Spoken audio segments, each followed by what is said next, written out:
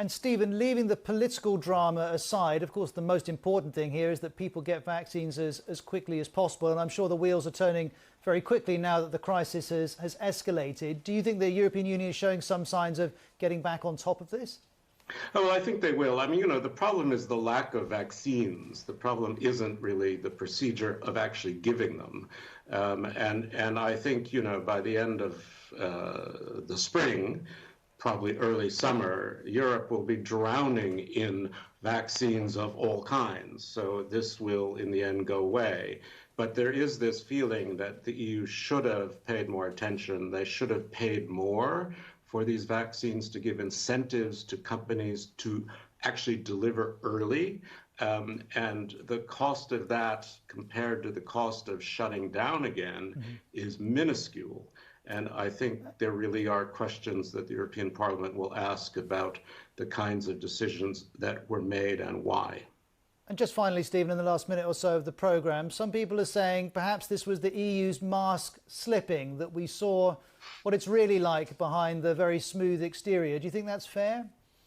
Well, I think it's a little unfair because actually this struck me as very aberrant for the EU. The EU is normally all about rules and all about regulations. It's not much about politics, and it actually doesn't get angry. But I think what you had was a commission and a commission president that really did panic because all their plans for the rollout of vaccines for the first quarter were thrown into disarray by AstraZeneca's failure to produce.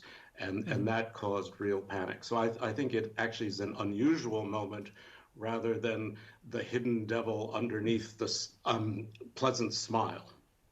Always good to talk to you. Stephen, thank you very much indeed. That's Stephen Erlanger from the New York Times, ending this edition of Outside Source. Thanks as ever for watching. You can get much more online from BBC News, and I'll see you soon.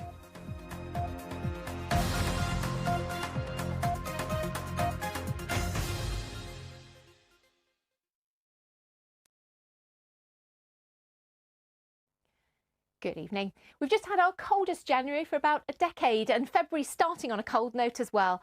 Even in the sunshine today, the temperatures struggled, and now we've got the Atlantic weather front starting to gather force, moving into that cold air. So yes, we are going to have some more issues with ice and with snow in the next 24 to 48 hours. And that cold air is going to be reluctant, really, to relinquish its grip throughout this week. But as I say, the immediate problem as we go through the night and tomorrow will be snow, and with surface temperatures around about freezing, it will be pretty icy to go with it. Now, we've already had some snow showers around today. We've got this first weather front across Northern Ireland, so some rain here and some snow, and then it gets swept up by this next more intense band of rain, turning to snow across the hills temporarily at lower levels for the Midlands, East Anglia, Northern England, southern and central Scotland, and not to be ruled out elsewhere, but there could be several centimetres even at lower levels. And as I say, with those road surface temperatures at freezing, it'll be treacherously icy too. But northern Scotland will continue to see some frosty conditions to start, but some sunshine. You've got the wind strengthening as well, just blowing that snow around. So the central lowlands, the central belt, are likely to see a few centimetres of snow as well. Still that risk across Northern Ireland initially, and across northern England, down perhaps into the North Midlands. But all the time you've got this slightly milder air following in and some sunny spells, but then lots of showers, heavy showers with some hail and with thunder as well as the wind starts to strengthen too. But temperatures will be into the teens potentially in southern areas, contrasting with that Arctic air still stuck further north. Of course, what we also have to contend with is snow thaw, just filtering down into the rivers again, the ground being so saturated.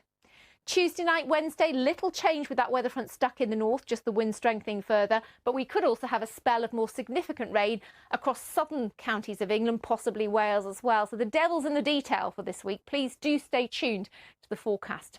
But you can see, as I say, that weather front is still with us across parts of southern, central Scotland, the far north of England, possibly Northern Ireland as well. As I say, getting the detail at this stage is going to be difficult. But away from the coast, it's likely to fall as snow, potentially in the heavier bursts, even at lower levels. You can see that temperature contrast. So just a concern as well for flooding, because we still have numerous flood warnings in force. You can get those and the weather ones on the website.